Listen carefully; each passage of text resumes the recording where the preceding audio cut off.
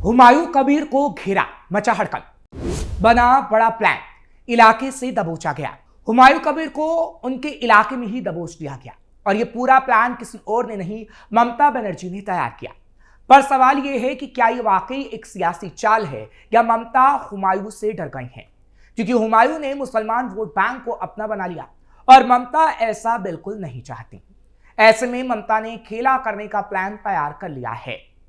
पर क्या ममता ये खेला कर पाएंगी या फिर हुमायूं कबीर ही ममता को मात दे जाएंगे, या फिर कोई और सियासी चाल है जिसका कच्चा चिट्ठा आज हम खोलेंगे। नमस्कार, कैपिटल टीवी का खास शो कच्चा चिट्ठा देख रहे हैं आप। मैं हूं आपके साथ हर्ष भारद्वाज। पश्चिम बंगाल में इस साल विधानसभा के चुनाव होने हैं। 26वीं विधानसभा के लिए सभी राजनीतिक पार्टियां अपने अपने संगठन को मजबूत कर रही हैं।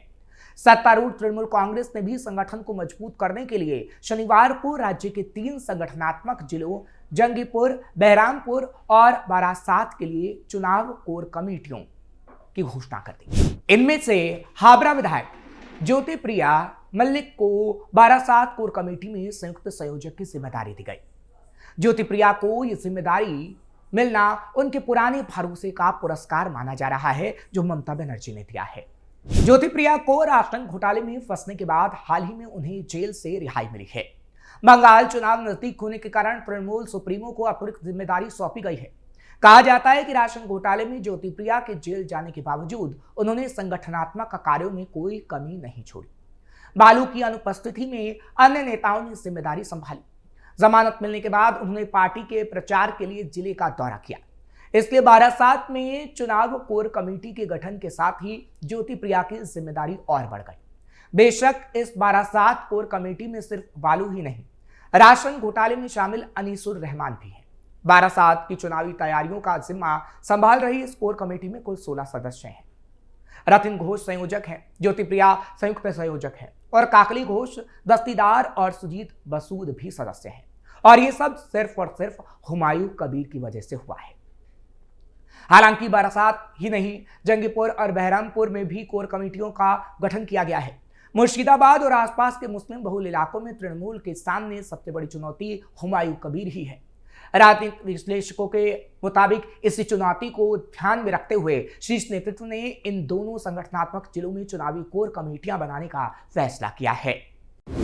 हुमायूं कबीर ममता को पहुंचा सकते हैं नुकसान। टीएमसी के बागी विधायक और मुर्शिदाबाद के कद्दावर नेता हुमायूं कबीर ने वामपंथी दलों के साथ एक सीक्रेट मीटिंग की है, जिससे ममता को चुनावों में बड़ा नुकसान पहुंचाने को लेकर बड़ी तैयारी मानी जा रही है। इसलिए ममता ने यह बड़ी तैयारी की। हालांकि जब हुमायूं कबीर की तरफ से ममता को नुकसान पहुंचाने की तैयारी की गई और बैठक की गई, तो सवाल उठा कि क्या इस बैठक ने नए सियासी समीकरणों को हवा दे दी है? क्या हुमायूं कबीर वाम दलों के साथ हाथ मिलाने जा रहे हैं? ममता को मात देने के लिए वो कुछ भी करेंगे? और कौन सा चक्रव्यूह अब रचा जा रहा है? कोलकाता में हुमायूं कबीर ने सीपीआईएम के राज्य सचिव और दिग्गज नेता मोहम्मद सलीम के साथ लंबी बैठक की। बैठक के बाद हुमायूं ने जो बयान दिया है उससे कहीं ना कहीं अब ये साफ हो चुका है किस तरीके से ममता के खिलाफ वो एक चक्रव्यूह रच रहे हैं। यानी टीएमसी और बीजेपी को हराने के लिए लगातार कोशिशें की जा रही हैं। इतना ही नहीं, कबीर ने यह भी दावा किया है कि उनकी बात असदुद्दीन ओवैसी की पार्टी एआईएमआईएम से भी चल रही है। यानी ममता को पटखनी देने की पूरी तैयारी क्या वाकई हुमायूं कर रहे हैं? दोनों ने हाथ मिलाया तो बंगाल में क्या होगा? अल्पसंख्यक वोट बैंक में बड़ी सेंधमारी। ममता बनर्जी की जीत का सबसे बड़ा आधार राज्य का 30% अल्पसंख्यक वोट बैंक रहा है। हुमायूं कबीर की मुर्शिदाबाद और मालदा जैसे जिलों में मुसलमानों के बीच अच्छी पकड़ है।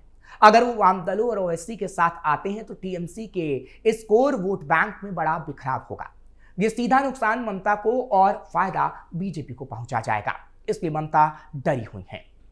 पश्चिम बंगाल में 2011 की जनगणना के मुताबिक 27% मुस्लिम आबादी है, लेकिन माना जा रहा है कि 30% वोट मुस्लिम है। बंगाल की 294 सीटों में 120 सीटों पर मुस्लिम वोटर निर्णायक भूमिका निभाते हैं। मुर्शिदाबाद जिले में 60% से ज्यादा मुस्लिम हैं, तो मालदा और उत्तर दिनाजपुर जिले में मुस्लिम आबादी 50% है। दक्षिण 24 परगना और बीरभूम में 35% से ज्यादा मुस्लिम वोटर हैं। उत्तर 24 परगना, कूच बिहार और हावड़ा में 25% से ज्यादा मुसलमान वोटर हैं। बंगाल में 25% से ज्यादा मुस्लिम आबादी वाली 112 विधानसभा सीटें आती हैं और 20% से ज्यादा मुस्लिम होने पर सीट का आंकड़ा 130 के करीब पहुंच जाता है। राज्य में 46 विधानसभा सीटों पर मुस्लिम 50% और 20 सीटों पर मुसलमानों की आबादी 40% से ज्यादा है। 30 से 35 सीटों पर मुस्लिम आबादी 30% से ज्यादा है और 50 सीटों पर मुस्लिम 25% से ज्यादा। इस तरह तकरीबन 120 से 140 सीटें ऐसी हैं जहां पर मुस्लिम मतदाता निर्णायक भूमिका निभाएगा, यानी अपनी सरकार बनाने में महत्वपूर्ण भूमिका निभा पाएगा। मुस्लिम ममता बनर्जी की सियासी ताकत। दरअसल पश्चिम बंगाल में 2011 से ही मुस्लिम वोटर ममता बनर्जी के लिए अहम फैक्टर रहा है। मुस्लिम वोटों के सहारे ममता बनर्जी लगातार 3 बार सत्ता के सिंहासन पर विराजमान हो चुकी हैं। 2021 में मुस्लिम वोटर्स को लुभाने के लिए लेफ्ट फ्रंट और कांग्रेस ने ISF जैसे मुस्लिम आधार दल के साथ गठजोड़ किया था, लेकिन उसके बाद भी मुसलमान ममता बनर्जी के साथ खड़े रहे थे और कांग्रेस गठबंधन को सिरे से खारिज कर दिया गया था। CSDS और लोक नीति का आंकड़ा भी बताता है कि पिछले विधानसभा चुनाव में 87% मुस्लिमों ने TMC को वोट दिया था। मुस्लिम बहुल सीटें ममता बनर्जी जीतने में एक तरफा सफल रही थी, जिसके चलते ही बीजेपी 2021 में ममता बनर्जी को सत्ता से बाहर करने में असफल रह गई थी। दरअसल 2021 के विधानसभा चुनाव में बीजेपी बंगाल में दूसरे नंबर की पार्टी जरूर बनने में सफल रही थी, लेकिन ममता बनर्जी को सत्ता से बाहर नहीं कर पाई थी, मुसलमान वोट बैंक होने के कारण। राज्य की 294 सीटों में से TMC ने 215 सीटें जीती थी, जबकि बीजेपी को 77 सीटें मिली थी। TMC को लगभग 48% वोट मिले थे और बीजेपी को 38% वोटों से संतोष करना पड़ा था। बीजेपी को हिंदुओं के वोट सबसे ज्यादा मिले और ममता बनर्जी को मुसलमानों के। मुर्शिदाबाद का किला ढहेगा।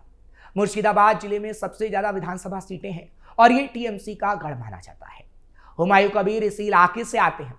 अगर वो लेफ्ट के कैडर और अपनी लोकप्रियता को मिला देते हैं तो इस जिले में TMC का सुपड़ा साफ हो सकता है, क्योंकि मुर्शिदाबाद जिले में 60% से ज्यादा मुस्लिम वोटर्स हैं, जहां पर 22 विधानसभा सीटें आती हैं। 2021 में जिले की 22 सीटों में से 20 सीटें TMC ने जीती थी और बीजेपी को सिर्फ 2 सीटें मिली थी। ऐसे ही मालदा जिले की 12 विधानसभा सीटों में से 8 सीटें TMC और 4 सीटें बीजेपी जीत सकी थी।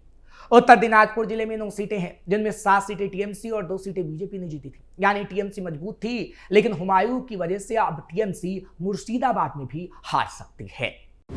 तीसरे मोर्चे का उदय।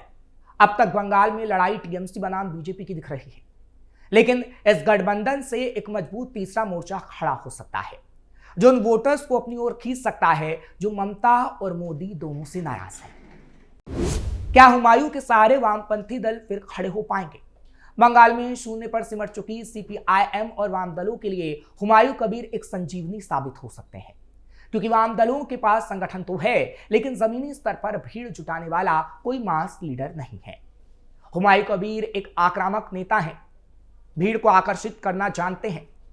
लेफ्ट को जिस फायर ब्रांड चेहरे की जरूरत है, कबीर उसकी कमी पूरी कर सकते हैं। वाम दलों का पारंपरिक वोट बैंक गरीब और अल्पसंख्यक पिछले एक दशक में TMC की ओर खिसक गया था। हुमायूं कबीर के जरिए वाम दल उस अल्पसंख्यक वोटरों को यह संदेश देने में कामयाब हो सकते हैं कि उनके पास अब TMC का एक मजबूत विकल्प मौजूद है। इससे पहले लेफ्ट ने नौशाद सिद्दीकी की पार्टी ISF के साथ गठबंधन किया था, जिसका उन्हें फायदा भी मिला था।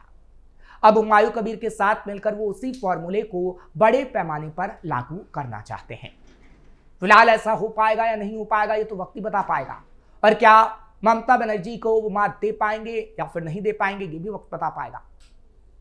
क्या ये ममता बनर्जी की एक बड़ी सियासी चाल है और आगे आने वाले समय में देखने को मिलेगा कि ममता और हुमायूं एक बार फिर से साथ आ जाए, जिसके कारण ममता की एक बार फिर से सरकार बन सकती है।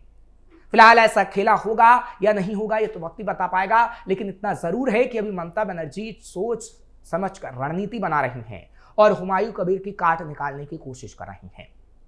आपको ये खबर कैसी लगी कमेंट सेक्शन में जरूर बताएं। खबर को लाइक शेयर करें, कैपिटल टीवी को सब्सक्राइब करना मत भूलेगा। कच्चा चिट्ठा लेकर फिर आपके सामने हाजिर होंगे। मुझे इजाजत दीजिए, नमस्कार।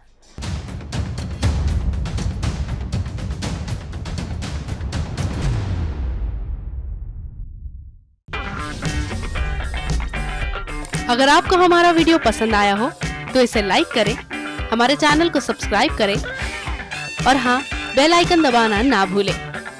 ताकि आप तक हमारे वीडियो की नोटिफिकेशन पहुंचती रहे। आप अपना सुझाव हमें कमेंट बॉक्स में दे सकते हैं। हमारे साथ जुड़ने के लिए शुक्रिया।